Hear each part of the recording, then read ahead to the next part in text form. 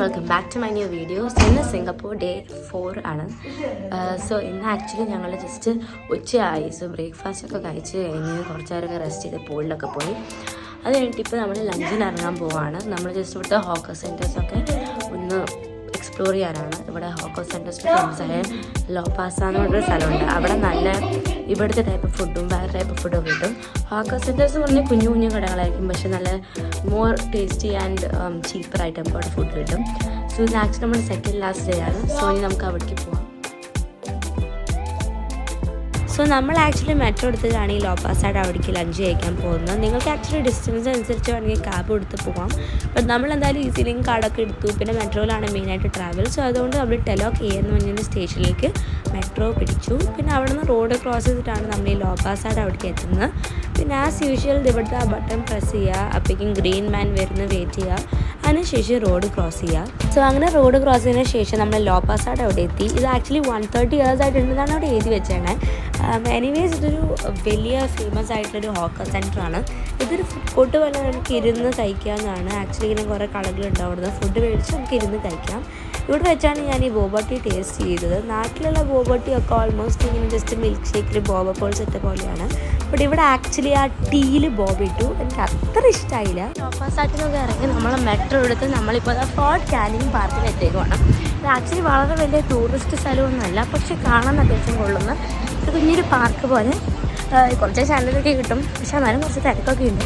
So ഇവിടെ നല്ല photo സ്പോട്ടൊക്കെയാണ്. So ഇനി ഇവിടെയാണ് നമ്മൾ കുറച്ചായിരുന്നു ഈ കറങ്ങാൻ പോകുന്നത്. സോ ഇപ്പം സമയം ഒരു 4-5 ആവാറായിട്ടുണ്ട്.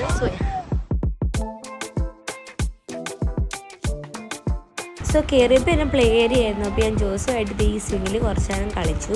സോ ബേസിക്കലി ഇവിടെ ഒരു മെയിൻ ഫോട്ടോ സ്പോട്ട് ഉണ്ട്. സോ അതിൻ്റെ അടുത്തേക്കായിരുന്നു നമ്മൾ നടന്നുകൊണ്ടിരുന്നത്. കുറേ നടന്നു, എന്നിട്ടും ഒരു സ്ഥലത്തേക്ക് എത്തിയിട്ടില്ല. സ്വിമ്മിങ് നടന്നുകൊണ്ടിരിക്കുകയാണ്. കാരണം എന്തോ ഇങ്ങനെ ഒരു ഫേമസ് അട്രാക്ഷൻ ഉണ്ട് ഇവിടെ.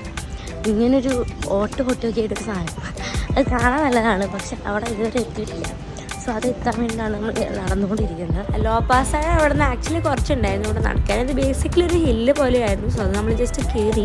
സോ ഇവിടെ ആക്ച്വലി ഇങ്ങനെ ഒരു ഇൻഫർമേഷൻ സെൻറ്റർ പോലെ ഉണ്ടായിരുന്നു കേട്ടോ. സോ അതൊക്കെ ജസ്റ്റ് വായിച്ച് അതിൽ കൂടെ ഒക്കെ നടന്നു. ആക്ച്വലി കുറച്ച് സുഖം ഉണ്ടായിരുന്നു, കാരണം നമ്മൾ ആകെ ക്ഷീണിച്ചപ്പോഴാണ് ഈ AC കൂടെ പോയത്. പിന്നെ ഈ ബുക്ക് പോലത്തെ ഒരു സാധനം, ഇത് ആക്ച്വലി ഇവിടുത്തെ സാധനങ്ങളെ പറ്റി വായിക്കാനായിരുന്നു. സോ ഈ ബുക്ക് പോലത്തെ സാധനം ആക്ച്വലി നല്ല രസമുണ്ടായിരുന്നു.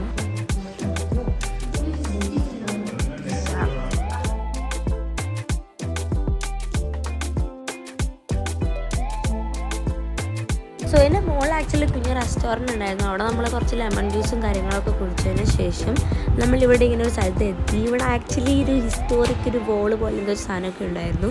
അതുകൂടാതെ കുറേ മരങ്ങളും നേച്ചറായിട്ടുള്ളൊരു പാർക്കായിരുന്നു ഇത്. ഇങ്ങനെ ഒരു ഈവനിങ് വാക്കിനൊക്കെ വരാനൊരു അടിപൊളി സ്ഥലമാണ് കേട്ടോ. സോ അങ്ങനെ നമ്മൾ ആക്ച്വലി ജസ്റ്റ് ഈ ഒരു നല്ല സ്ഥലത്തിൽ കൂടെ നടന്നു. ഇവിടെ ആക്ച്വലി കുറേ ഫോട്ടോസും കാര്യങ്ങളൊക്കെ എടുക്കാം. പിന്നെ ഈ ഫോട്ടോ സ്പോട്ട് എന്ന് പറഞ്ഞത് ഈ സ്ഥലമായിരുന്നു.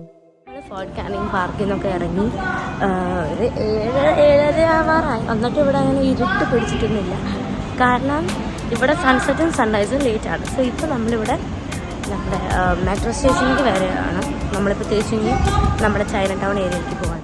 ആ ഫോട്ടോ സ്പോട്ടിൻ്റെ അവിടെ നല്ല തിരക്കുണ്ടായിരുന്നു. എന്തായാലും ഇത്രയുള്ള ഇന്നത്തെ വീഡിയോ. So by.